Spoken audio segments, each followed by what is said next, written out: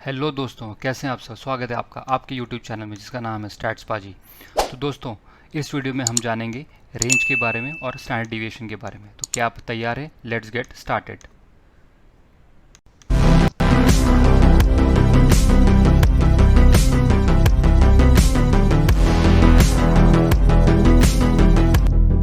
Okay दोस्तों, आइए start करते हैं वीडियो। तो जानते हैं पहले वेरिएशन क्या होता है, डिविएशन क्या होता है।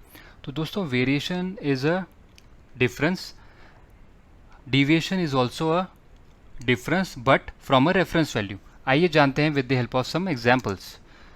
तो दोस्तों, आप यहाँ पे देख सकते हैं कि मैंने 3 एग्जांपल लिए हैं फॉर एक्सप्लेनिंग द वेरिएशन।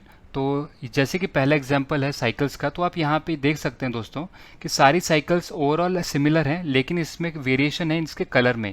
पहली साइकिल रेड है, फिर ग्रीन, और थर्ड वाली ब्लू एंड सो ऑन। तो ये जो वेरिएशन है it's because of colour, right. अभी मैं सेकंड एग्जांपल की बात करता हूँ दोस्तों। आप ये जैसे कि हाँ मतलब हैंड को देख सकते हैं, तो यहाँ पे आप ये नोट करेंगे कि इसकी लेंथ जो है फिंगर्स की वो अलग अलग है। So it's a cause of variation, right, it's a reason for variation in hand. अब अगर मैं एग्जांपल नंबर 3 की बात करूं, तो आप यहाँ पे देख सकते हैं कि इनके कलर में वेरिएशन है। हर एक इंडिविजुअल के कलर में वेरिएशन है, हर एक इंडिविजुअल की हाइट में वेरिएशन है।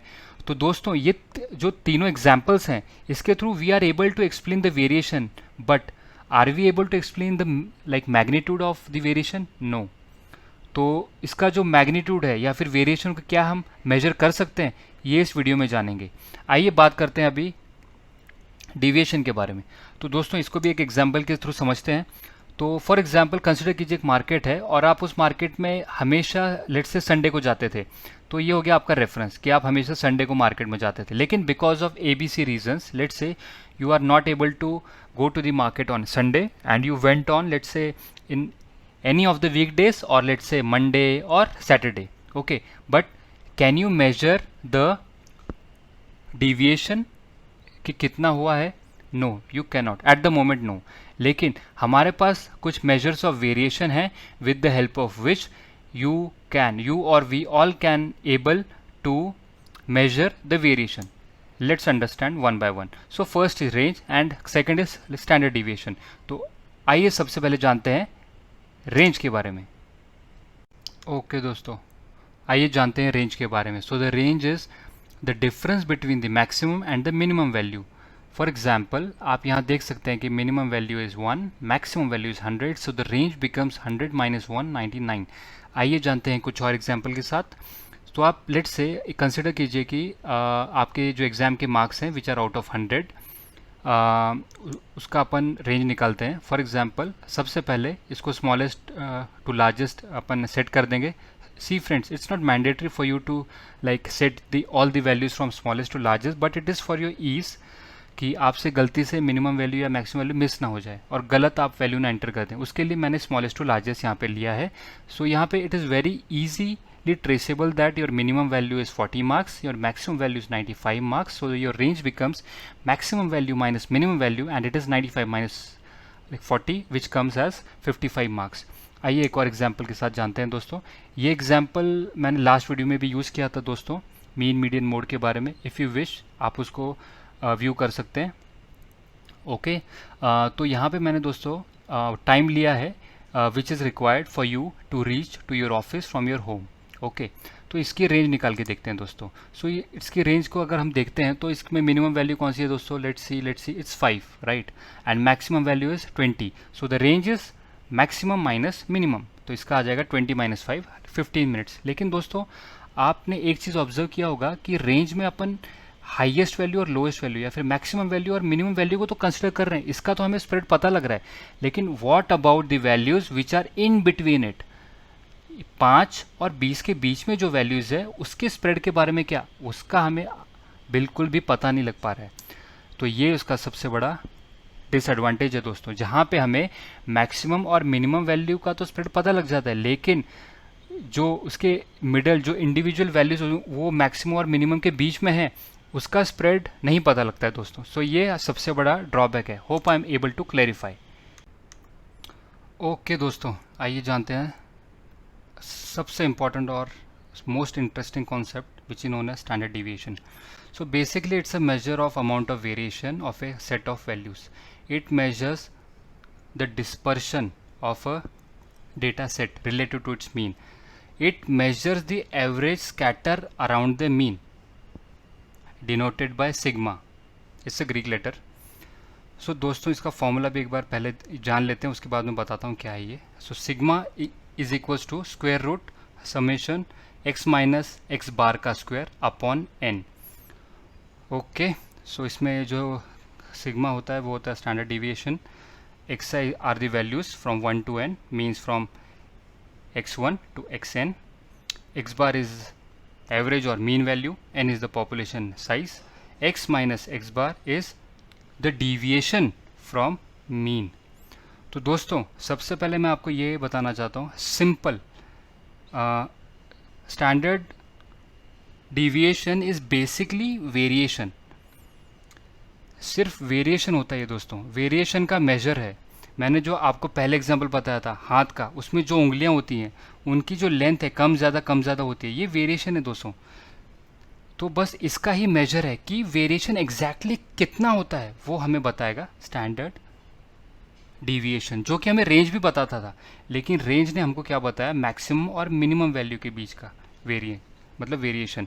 लेकिन जो स्टैंडर्ड डिविएशन है वो हमको बताएगा average scatter around the mean, मतलब हर एक इंडिविजुअल वैल्यू का मीन से होने वाला deviation of set. Individual value का मीन से कितना एरर है, कितना डिविएशन है या फिर कितना ऑफसेट है, ये हमें बताएगा स्टैंडर्ड डिविएशन. तो दोस्तों इसके लिए मैंने एक एग्जांपल लिया है, लाइक फॉर एग्जांपल कि time required to reach office from home. इसके लिए मैंने दोस्तों इस एग्जांपल को दो केसेस में डिवाइड किया है, एक केस नंबर 1, एक केस नंबर 2. यहाँ पर जो मेजर डिफरेंस है वो दोस्तों मैं यहाँ पे इमीडिएटली क्लियर कर देता हूँ, जो कि है पहले जो टाइम्स हैं केस 1 के, वो केस जो 2 से काफ़ी अलग हैं दोस्तों. आप यहाँ पे देख सकते हैं कि x1 में 20 है, फिर x1 में यहाँ पे 5 है, यहाँ पे 12 है, यहाँ पे 10, यहाँ 15, यहाँ 20 एंड सो ऑन, जो कि आपको आगे पता लग जाएगा. तो दोस्तों ये बहुत इंपॉर्टेंट एग्जांपल है जहाँ पे आपका 100% गारंटी के साथ बोल रहा हूँ दोस्तों, जो आपका कॉन्सेप्ट है वेरिएशन, स्प्रेड या फिर स्टैंडर्ड जो डिविएशन है, इसके बारे में आपका 100% मैं गारंटी देता हूँ कि आपका कॉन्सेप्ट क्लियर हो जाएगा if you are able to understand these 2 cases in a very proper way. तो दोस्तों इसको समझने के लिए हमें जाना पड़ेगा हमारी स्प्रेडशीट में. तो आइए हम जाते हैं स्प्रेडशीट में.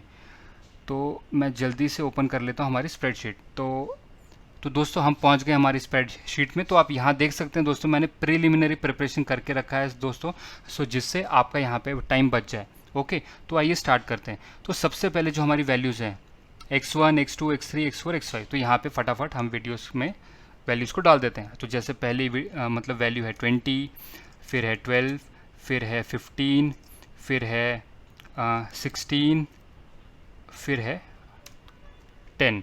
तो दोस्तों अभी हम इसका सबसे पहले मीन निकाल लेते हैं, ठीक है, जो कि हमें पता है कि क्या होता है एक्स बार, राइट.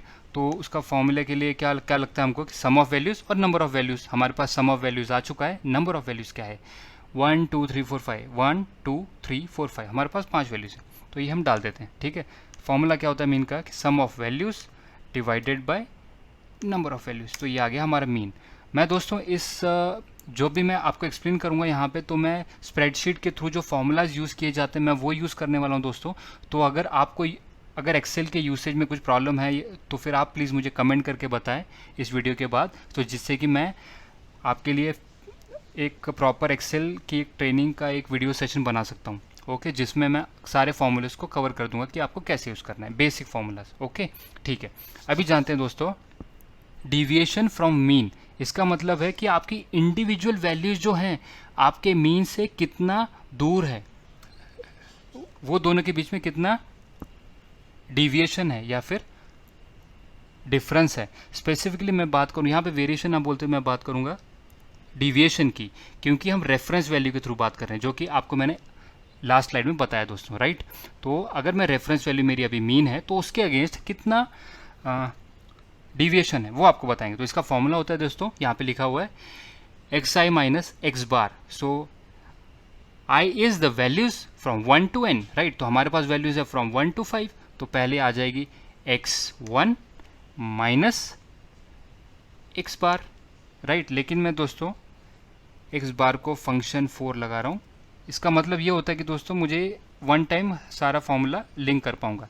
इसके ऊपर आप ना भी ध्यान दे तो चलेगा दोस्तों, बस आप जो बेसिक चीज़ है उस पर ध्यान रखें, x माइनस एक्स बार. ठीक है, अभी मैं इसको ड्रैग कर लेता हूँ. ठीक है, सारे केसेस में तो आप ये देख सकते हैं कि मैंने सभी के लिए x1 minus x bar, x2 minus x bar, x3 minus x bar, x4 minus x bar and x5 minus x bar निकाल दिया है. ठीक है, तो इससे आया मेरा डिविएशन. लेकिन अभी आप बोलेंगे अगर यहाँ पे आपको पता लग गया है कि आपका जो डिविएशन है क्या है, तो हम क्यों निकाल रहे हैं स्क्वायर ऑफ डिविएशन, हम क्यों निकालते हैं स्टैंडर्ड डिविएशन, क्या रीज़न है स्टैंडर्ड डिविएशन निकालने का, तो वो मैं अभी एक्सप्लेन करता हूँ. आप यहाँ देख सकते हैं दोस्तों कि सम आ गया इसका 0 because of the influence, because of the interaction between the positive and the negative values. अगर मैं इसका अगर मीन भी निकाल देता हूँ दोस्तों तो भी इसका आएगा 0.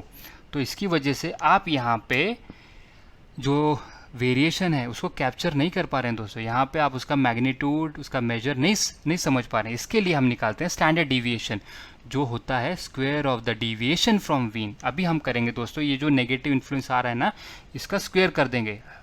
तो जिसको जो नेगेटिव जो अपने साइंस का प्रॉब्लम आ रहा है उसका मैग्नीट्यूड हटा देंगे, उसका जो इन्फ्लुएंस है, उसका जो इम्पैक्ट है वो रिमूव कर देंगे. तो अभी हम निकालेंगे square of the deviation of the mean. मतलब क्या, ये हमने निकाल के रखा हुआ है, बस इसको फटाफट multiply the number by it's number itself, इसका स्क्वायर कर देंगे.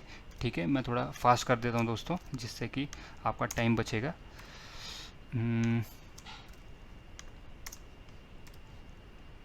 ओके, बस हो गया.